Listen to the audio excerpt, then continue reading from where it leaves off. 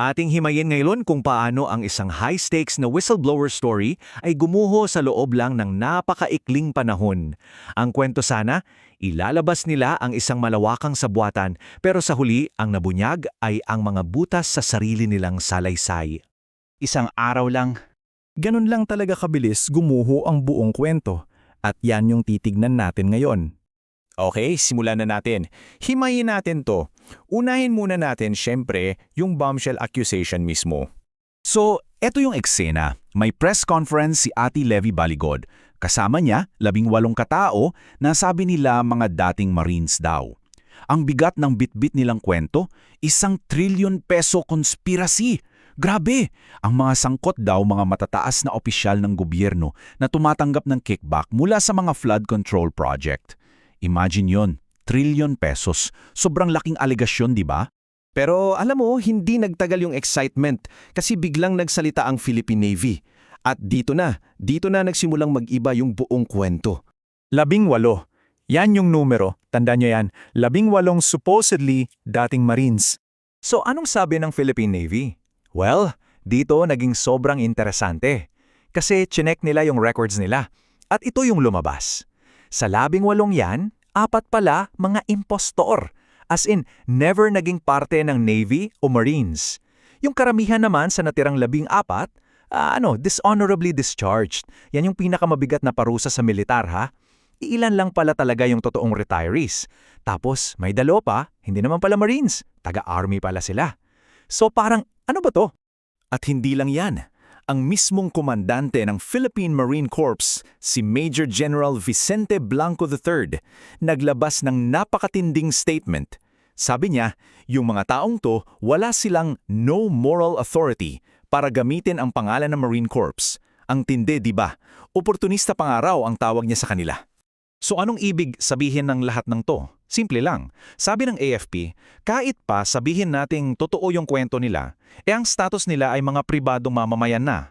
Hindi na sila kumakatawan sa militar. Kasi nga, retired na sila o mas malala, tinanggal na sa serbisyo bago pa man mangyari yung mga sinasabi nilang insidente. Okay, so medyo wasak na yung credibility ng mga whistleblower, di ba?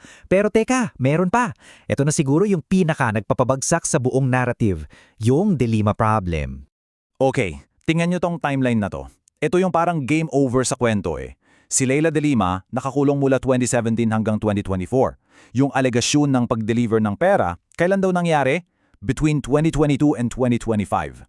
Tapos, kailan ba siya naging congresswoman? Ay hindi pa pala. June 30, 2025 pa yung umpisa ng term niya. So, paano yon? Paano ka tatanggap ng kickback para sa isang posisyon na wala ka pa habang nakakulong ka? 'Di ba parang ang labo? At syempre, tinanong si Ate Baligod tungkol dito. Anong nangyari? Biglang nagbago yung kwento? Real time. Yung unang sabi niya, isang maleta daw. Yung malaki, punong pera. Pero nung sinabing, teka, paano yon? Biglang naging isang paper bag na lang daw. Laman, mga 5 to 10 million pesos daw. Siyempre, anong say ni De Lima? Ito, diretsuhan. Maleta man yan o paper bag o kung ano pa man, klarong-klaro naggawa-gawa lang yan. Walang paligoy-ligoy. Para sa kanya, isa itong demolition job. At nagbanta pa siya nakakasuan niya ng libel at ipapadisbar si Baligod. At hindi lang si De Lima yung nag-react ha. Naku, parang bumaha ng denials. Sunod-sunod na yung mga pagtanggi mula sa lahat ng ibang pangalan na isinabit sa affidavit. Unahin natin ang Malacanang. Ang sabi nila, 2 salita lang, lousy script. Ganun kasimple. Sunod, yung kampo ni dating Speaker Martin Romualdez. Ang description nila sa mga akusasyon? Illogical at pisikal na imposible. Parang sinasabi nilang, paano naman mangyayari yan? Pati si National Security Advisor Eduardo Año na dinamay din. Diretsahan niyang sinabi, ang mga paratang yan, kasinungalingan at gawa-gawa lang. Kahit yung International Criminal Court o ICC na nasama sa usapan, naglabas din ng statement. Pero yung sa kanila, kalmado lang. Sabi nila, yung pondo ng lahat ng gawain nila ay galing sa isang official at audited na budget.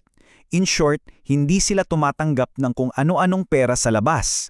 At dahil sa lahat ng to, pumasok na yung anggulong politika. Si Senator Panfilo Lacson, napansin niya yung timing ng press con. Sabi niya, parang kahina-hinala na tila may destabilization aspect daw. Pero kung pag-uusapan natin yung pinaka-agresibong reaksyon, nanggaling yan kay dating Senador Antonio Trillanes IV. Hindi lang siya nag-deny, naglunsad siya ng sarili niyang kontra-atake. So yun na nga ang tanong, di ba?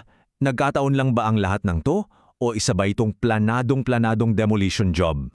Okay, so ano yung mga bala ni Trillanes? Sabi niya may hawak daw siyang CCTV na yung mga Marines daw na to gumagamit ng sasakyan na nakapangalan sa asawa ng kalaban niya sa politika, si Mike Defensor. Si Defensor naman daw umamin na nagbigay siya ng, logistical support.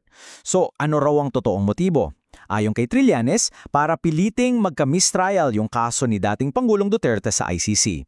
At yung isa pa niyang punto, bakit ka raw magbibigay ng suhol na dolyar para gamitin dito sa Pilipinas? Parang out of place or illogical daw.